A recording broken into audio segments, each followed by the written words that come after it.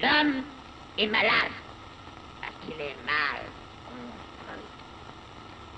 Il faut se décider à le mettre à nu pour lui gâter cet animal pur qui ne démange pas.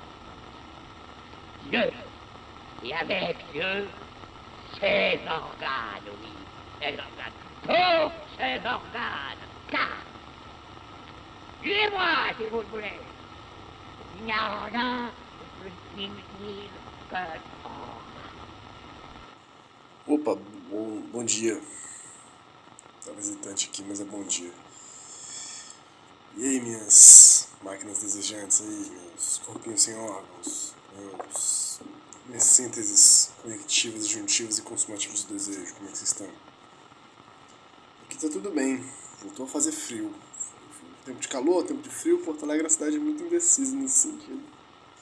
Mas, tranquilo, aprazível. Vamos lá, cara. A gente tá aqui, continua, né, nessa saga de Leão Antiédipo. Tal como um crente, eu tava dando uma polida no meu livro antes de começar a gravar, tal como um crente com sua Bíblia, né? Meu livro tava meio encardido, eu dei uma lustrada nele aqui, conservei a Bíblia. Livro grande, né? Livro meio incômodo, faz até sentido a coisa de dividir o meu platôs em 5 livrinhos, né? Não faz não, escolha editorial muito triste. Bom, vamos lá. Vou botar o despertador aqui, a gente tá na página não vi. Calma que eu vou avisar qual que é. Alarme. Agora são 11h28, vamos até 11h48,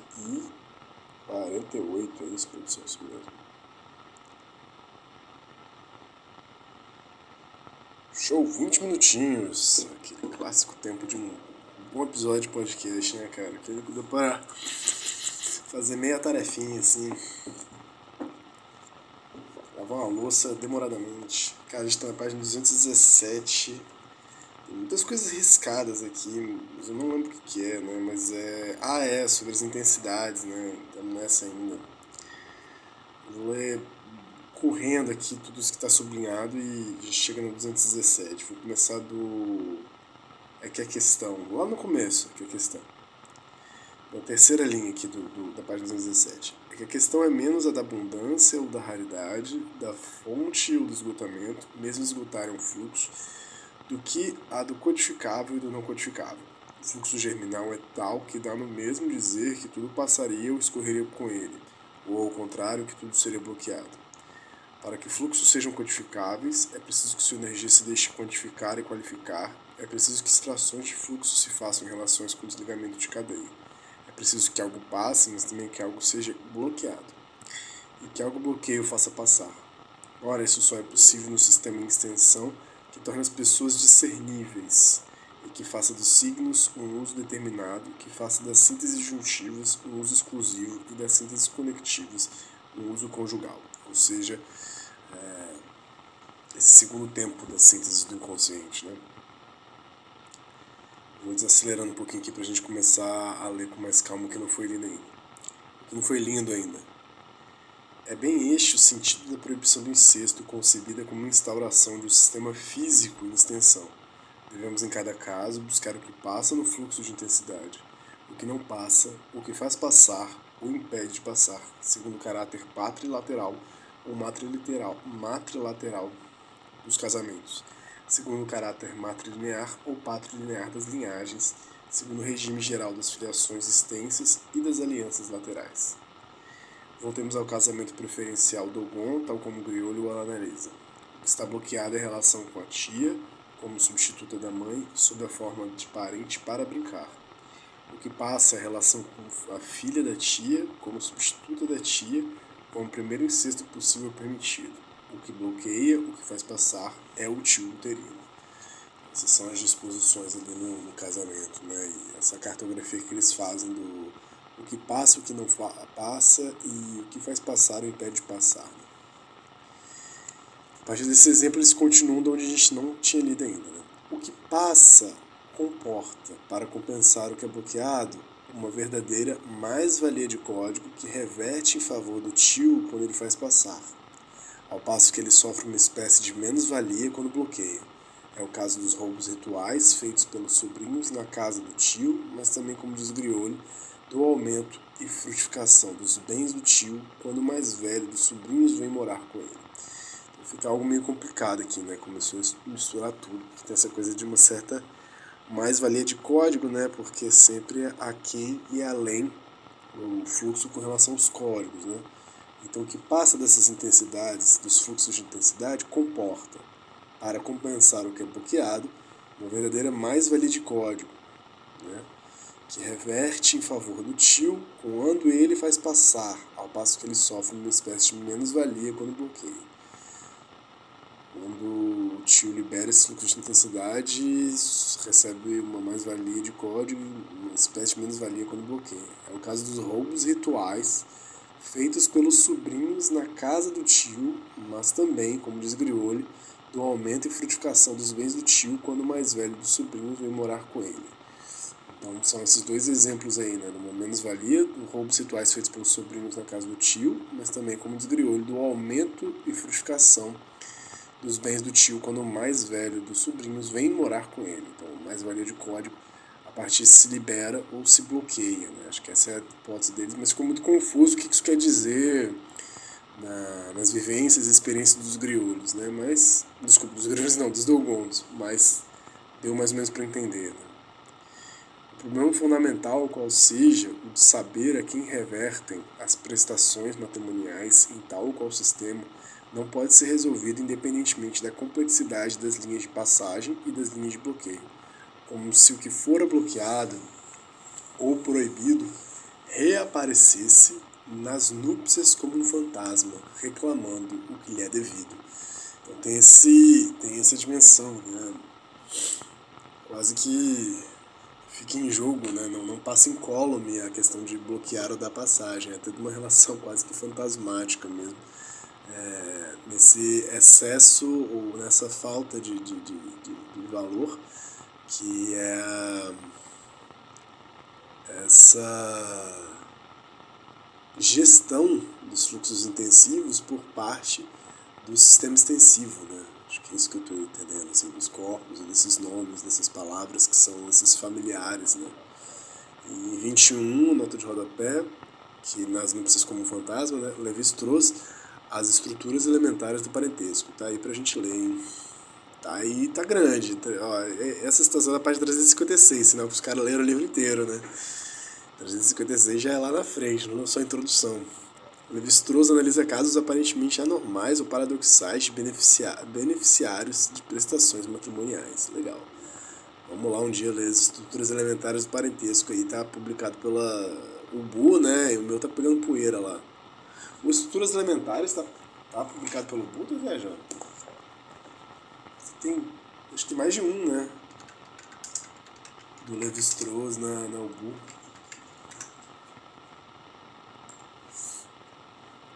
Seria de nós ser UBU hoje em dia, né? Nossa Kozak Naif aí. Não, tem Antropologia Estrutural e Antropologia Estrutural 2, na verdade. Assim, dois livros preguiçosamente títulos um pouco distintos, né? Então, onde está Estruturas Elementares do Parentesco?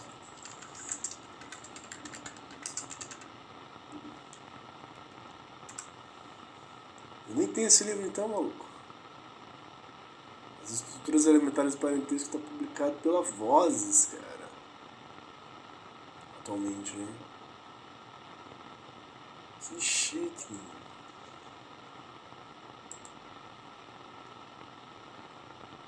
Ah, que chique. Então não tem esse livro não. Bom. Ó, Teu Pensamento Selvagem está pela Papyrus. Então olha só, tem 544 páginas do Estruturas Elementares do Parentesco. Pensamento Selvagem. Tem 336 páginas. Caraca, esse belga é muito safado, né? Não consegui escrever pouco, não. O Cru e o Cozido. Dá um ainda, né? Tem 512 páginas. E o Tristes Trópicos. O que eu mais tenho vontade de ler do Lévi-Strauss é o Tristes Trópicos. Também não tem. Mas... 456 páginas, caralho, velho. Cara, Levi-Strauss era muito empolgado, mano. Puta que pariu. Caralho. Caralho. Então eu tenho Antropologia Estrutural 1 pelo Boom, nem tenho 2. Caralho, ainda venda casada essa porra. Opa, tô recebendo uma ligação aqui. Lá de Vitória. Lá do Espírito Santo, né? Mas acho que é telemarketing. Caralho, que merda. Porra. Tá aí, uma vida é muito pouco pra ler Levi-Strauss, né, cara? E outras coisas mais. A gente escolhe a Bíblia que pode, né? A respeito de um caso preciso, Loeffler, o nome do cara, escreve: entre os Mru, o modelo patrilinear prevalece sobre a tradição matrilinear. A relação irmão-irmã, que é transmitida de pai para filho e de mãe para filha, pode ser indefinidamente transmitida pela relação pai-filho, mas não pela relação mãe-filha, que termina com o casamento da filha. Uma filha casada transmite à sua própria filha uma relação, a saber, aquela que a une ao seu próprio irmão. Ao mesmo tempo, uma filha que se casa desliga-se não da linhagem do seu irmão, mas unicamente linhagem do irmão da sua mãe. Não sei se faltou uma palavrinha, né? Mas unicamente da linhagem do irmão da sua mãe, mas de sua mãe, mas não sei. A significação dos pagamentos ao irmão da mãe, quando sua sobrinha se casa, só pode ser assim compreendida. 2 pontos. A jovem deixa o antigo grupo familiar de sua mãe. A sobrinha, por sua vez, também se torna mãe, ponto de partida de uma nova relação irmão e irmã, sobre a qual se funda uma nova aliança. Nota de rodapé 22. Laurence de Loeffler, l'alliance asymétrique chez les Mru, a aliança assimétrica nos Mru. Nessa revista que ele sempre cita, né, de antropologia, o homem, né, l'homme, edição de 66. Cara, se você já me conhece um pouco, você sabe que eu não entendi nada desse parágrafo, eu só li as palavras, não entendi porra nenhuma. Mas tá aí, mais familismos aí que não tem nada. Irmão que vira irmã, que vira mãe, que vira pai, que vira tio, eu não sei lá, mano. O que se prolonga, o que para, o que se desliga, as diferentes relações segundo as quais se distribuem essas ações e paixões, tudo isso leva a compreender o mecanismo de formação da mais-valia de código enquanto peça indispensável a toda a codificação de fluxos. Isso aqui que eu quero entender o que vocês querem dizer com isso, né? Mas eu acho que se a gente pode entender alguma coisa é essa relação de que há sempre extração dos fluxos por parte dos códigos e é sempre desligamento da cadeia dos códigos por parte dos fluxos. Isso sempre tem uma diferença de valor importante, né? Que acho que eles estão chamando de mais-valia do código. E nesse sentido aqui, trazendo para essa questão toda da família, de alguma forma é isso, né? Há um influxo germinal intenso da existência do vivo, da existência da vida, né, de alguma forma, nesses corpos, nessas pessoas, que não são biológicos, é força vital, né, uma força vital que passa, assim, nesse sentido germinativo mesmo, de procriação, de extensão no sentido de continuidade da vida, no contínuo da vida, né. Tem uma força, uma intensidade com um conjunto de ações e com paixões, né, acho que é isso que eles colocam aqui. Ações e paixões. E é quase como um fluxo, mas vira e mexe essa ordem intensiva, esse fluxo intensivo e esse influxo germinal, ele é o tempo todo qualificado e quantificado pela parte extensiva, né? Que é quando você nomeia as coisas, quando você atribui disjunções exclusivas, conexões globais, você atribui consumos bionívocos, né? É onde você tem o nível das pessoas, né? O nível macro, por assim dizer.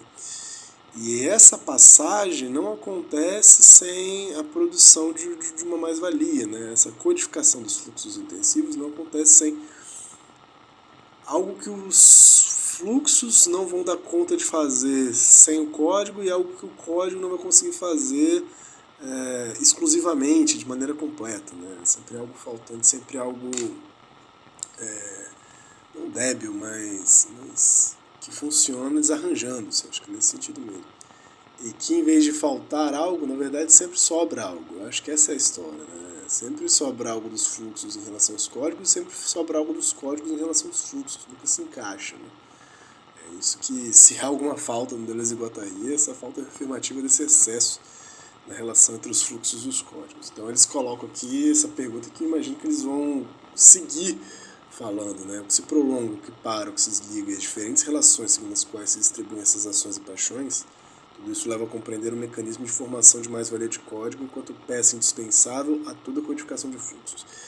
Porque, nesse caso da família, não tem jeito. Se você nomeou tio, pai, mãe, irmão, irmã, você começa a restringir esses fluxos intensivos de uma maneira a organizá-los, né?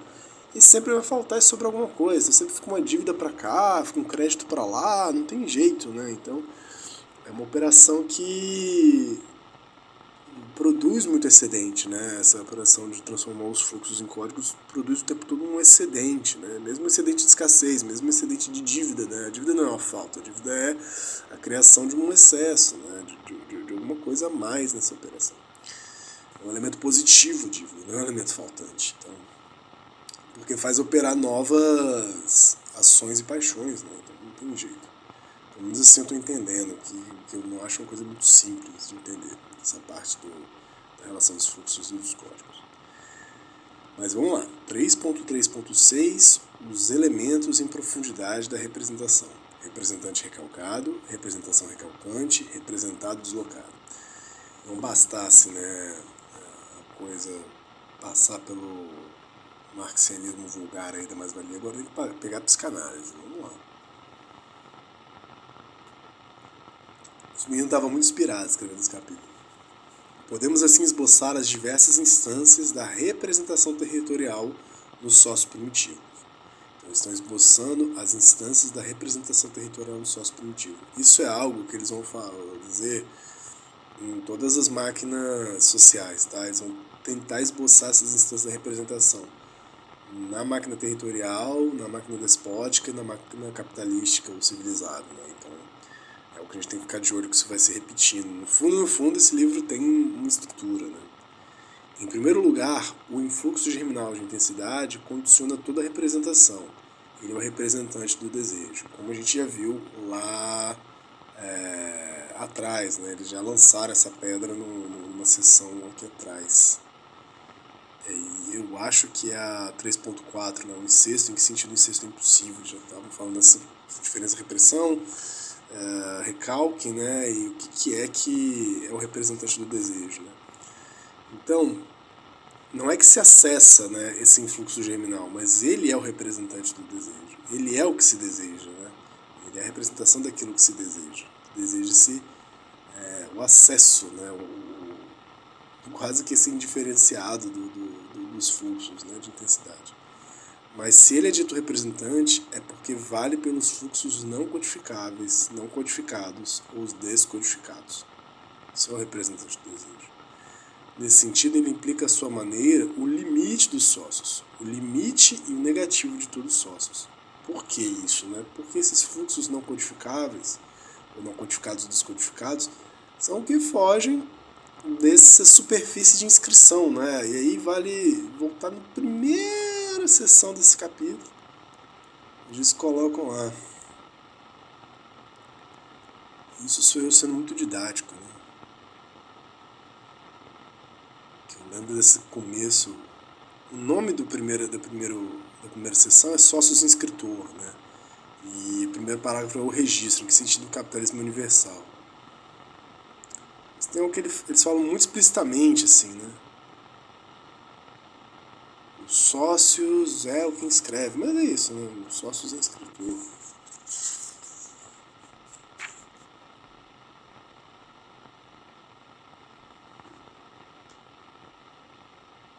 Bom, mas enfim. Os sócios é quem faz essa inscrição, essa territorialização, mas não apenas, né? Essa codificação dos fluxos intensivos, né? Nesse sentido, ele implica a sua maneira o limite do sócio. E como o representante do desejo são esses próprios fluxos não codificáveis ou não codificados ou descodificados, nesse sentido do desejo, né, o representante do desejo implica a sua maneira o limite dos sócios, a borda dos sócios, o limite e o negativo de todos os sócios. Tudo aquilo que escapa dessa maquinação, desses filomaquínicos e desses territórios,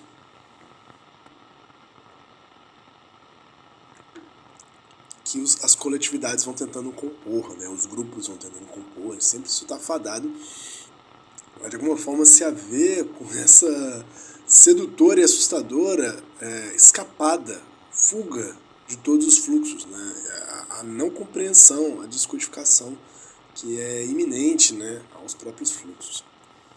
Assim, a repressão desse limite, ou seja, dos fluxos descodificados, a repressão desse limite só é possível se o próprio representante for recalcado. Então, aqui uma origem possível do recalque, né, que não é fadada na falta nem no esquecimento, né, mas é numa certa repressão de esforço de relação entre os sócios e os fluxos descodificados do desejo. Assim, a repressão desse limite, ou seja, o limite dos fluxos descodificados em relação ao negativo dos sócios, na limite só é possível se o próprio representante for recalcado. É isso, né? O influxo germinal de intensidade. Este recalcamento determina o que passará ou não passará do influxo no sistema em extensão, o que ficará bloqueado ou escoado nas filiações extensas e o que, ao contrário, se moverá e escorrerá segundo as relações de aliança, de maneira que se efetue a codificação sistemática dos fluxos. Então, tem o representante do desejo e quando entra em jogo sócios, acontece o recalcamento desse representante, né? Ou seja, o recalcamento, terminou aqui só para fechar isso, o recalcamento desse representante, não do influxo germinal, mas da representação do influxo germinal. Isso que é recalcado, né? Quase que como se aí sim começa a ter um movimento de esquecimento dessa indiferenciação cósmica, né, dos sócios. Então, esse representante que é recalcado esse recalcamento determina o que passará e o que não passará do influxo no sistema em extensão. É o que permite essa seleção de codificação, o que passa para a dimensão do código, o que passa para a dimensão extensiva dos corpos, da extensão somática, né? O que ficará bloqueado ou estocado nas filiações extensas e o que, ao contrário, se moverá e escorrerá segundo as relações de aliança, de maneira que se efetue a codificação sistemática dos fluxos. Então também há o que escorre, né? Esse móvel escorre, há os pontos de escoamento também, né? Para que também a parada não imploda, né? Se tudo fosse cercado, acho que essa é a parada, assim, se tudo fosse cercado pelo código, ele implodiria necessariamente, né? Porque esse fluxo não para de crescer e não para de se indeterminar de alguma maneira. Então é quase como se, um colega meu estava falando isso esses dias, se houvesse um mecanismo antientrópico, né, nesse processo aqui, né, da relação dos sócios com os fluxos. Então, as alianças, no caso das sociedades primitivas, são essas maneiras de escorrer esses fluxos para eles não se acumularem, né, e não implodirem os sócios. Então, são mecanismos de antientropia, né, de alguma maneira. Então, a gente fica por aqui, eu vou ter que voltar, a gente parou aqui no 219, hoje dia 28 ou 29? Hoje é dia 29. Hoje é dia 29/6, mas eu vou tentar lembrar de voltar dessa parte aqui. Vou reler isso rapidamente, porque isso aqui é difícil de lembrar. Me interessa um pouco, assim, mas é difícil. Ler alto com atenção é bom, assim. Então, pra não pegar do meio da meada, assim, que esse papo eu acho complicado também. Vocês estão vendo que eu acho muita coisa complicada nesse livro, né? Que bom. E a gente volta daqui, beleza? Eu acho que a gente consegue terminar a parte 3.6 na semana que vem, o que é muito legal. A gente termina a parte 3 e entra na parte 4, psicanálise e etnologia. Tá bom, galera? Um forte abraço, até a semana que vem. Se você quiser participar desse programa, manda mensagem aí. Se eu já falei que você pode participar e não te convidei, manda mensagem de novo que vambora, a gente grava esse negócio aqui. Valeu, beijo.